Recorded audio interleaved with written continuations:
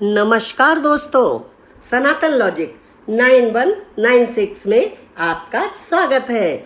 आज मैं आपके लिए वैशाख महात्म का 19वां अध्याय लेकर उपस्थित हुई हूँ। तो आइए विलंब न करते हुए कथा शुरू करते हैं।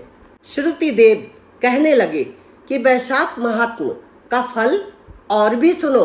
पांचाल देश के राजा भूरियश का पुत्र पूर्वयश नाम वाला अत्यंत पुण्यात्मा तथा बुद्धिमान था। पिता के मरने पर वह राजा बना। वह धर्म पूर्वक पृथ्वी का राज्य करता था, परंतु पूर्व जन्म में उसने जलदान नहीं किया था। इस कारण उसकी सब संपत्ति नष्ट हो गई। इस प्रकार उसको बलहीन देखकर उसके कई एक शत्रु राजाओं ने उस पर आक्रमण कर दिया। बेचारा राजा परास्त होकर अपनी शिखनी रानी और कुछ धात्रियों के सहित पर्वत की एक ऐसी गुफा में छिप गया जिसका रास्ता कोई नहीं जानता था। राजा ने बड़ी व्याकुलता से वहां पर 53 वर्ष व्यतीत किए। अब राजा के मन में यह चिंता उत्पन्न हुई कि मैं जन्म और कर्म से तो शुद्ध हूँ। मैंने जन्म भी अच्छे कुल में लिया, परंतु न जाने मेरे सब पौरुष कहाँ चले गए। मैंने ऐसा कौन सा पाप किया है जिससे यह घोर दरिद्र व पराजय हुई तथा वनवास के दुख सहने पड़ रहे हैं। इस प्रकार वह राजा अपने गुरु का स्मरण करने लगा। तब राजा के स्मरण करते ही दो मुनीश्वर याज और उपयाजक नाम वाले वहां आकर उपस्थित हुए।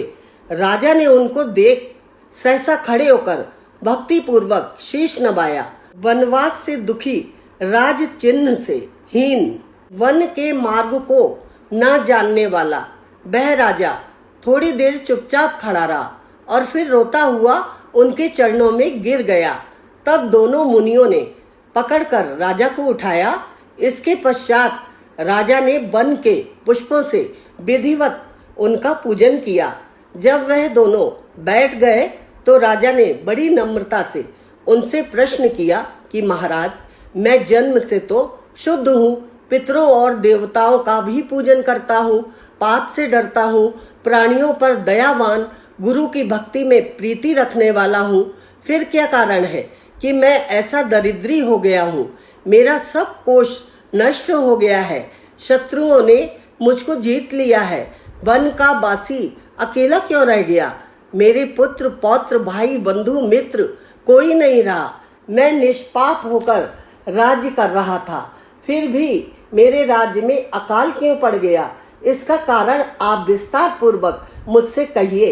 राजा के ऐसे वचन सुन थोड़ी देर सोचकर वह दोनों मुनि याज और उपयाजक कहने लगे कि हे राजन, तू अपने दुख का कारण सुन। पहले 10 जन्मों में तू अत्यंत घोर पापी व्याघ्र रहा है।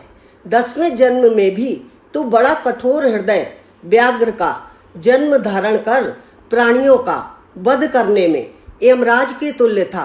जब 10वें जन्म में तू गौड़ देश में था और अपने घोर बुरे कर्मों से लगा हुआ यात्रियों को निर्दयता से कष्ट दिया करता था, तो उसी समय धूप से व्याकुल 2 बड़े धनवान वैश्य और वेद वेदांगों को जानने वाले कर्षण नाम वाले मुनि वहां पर आए। सिर पर जटा, देह पर छाल के वस्त्र, हाथ में कमंडल लिए हुए।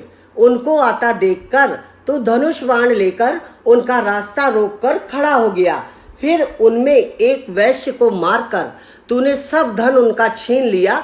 जब तू दूसरे वैश्य को मारने लगा तो वह समस्त द्रव्य वहीं घास फूस में फेंक कर डर के मारे भाग गया। तब कर्षण मुनि व्याघ्र के हाथ से मारे जाने के भय से व्याकुल होकर मूर्छा खाकर पृथ्वी पर गिर गए। तब तूने गिरे हुए ऋषि से पूछा कि वैश्य ने धन कहाँ छिपाया है।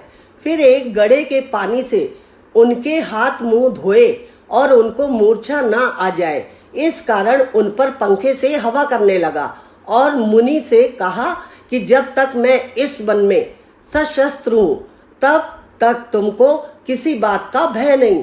निर्धन मनुष्य सदा सुखी रहते हैं तथा तुम्हारे फटे वस्त्र और टूटे बर्तनों को लेकर भी मैं क्या करूंगा? तुम केवल यही बताओ कि उस वैश्य ने धन कहाँ छुपाया है। यदि ठीक नहीं बताओगे तो तुम्हें मार डालूंगा। कर्षण ऋषि बोले कि वैश्य धन को इन वृक्षों में फेंक गया है और स्वयं इधर से भाग गया है। तब व्याघ्र ने ऋषि से कहा कि निडर होकर सुख पूर्वक यहाँ से चले जाओ। यहाँ से थोड़ी दूर पक्के तालाब में निर्मल जल है, वहाँ जल पीकर और अपना परिश्रम दूर कर अपने स्थान को चले जाओ। अभी राजा के कर्मचारी वैश्य का रुदन सुनकर तथा पांवों के निशान देखते हुए इधर आएंगे, इसलिए मैं तुम्हारे साथ नहीं चल सकता। यह पंखा लो, जाओ, इसकी हवा से कुछ गर्मी कम हो जाएगी। इस प्रकार तुम पंखा देकर गहन वन में चले गए। यद्यपि तुमने कार्यवश उसकी सेवा की थी, परंतु वैशाख मास की प्रचंड धूप में तुम्हारे द्वारा की गई इस सेवा के परिणाम स्वरूप तेरा जन्म विशाल राजवंश में हुआ।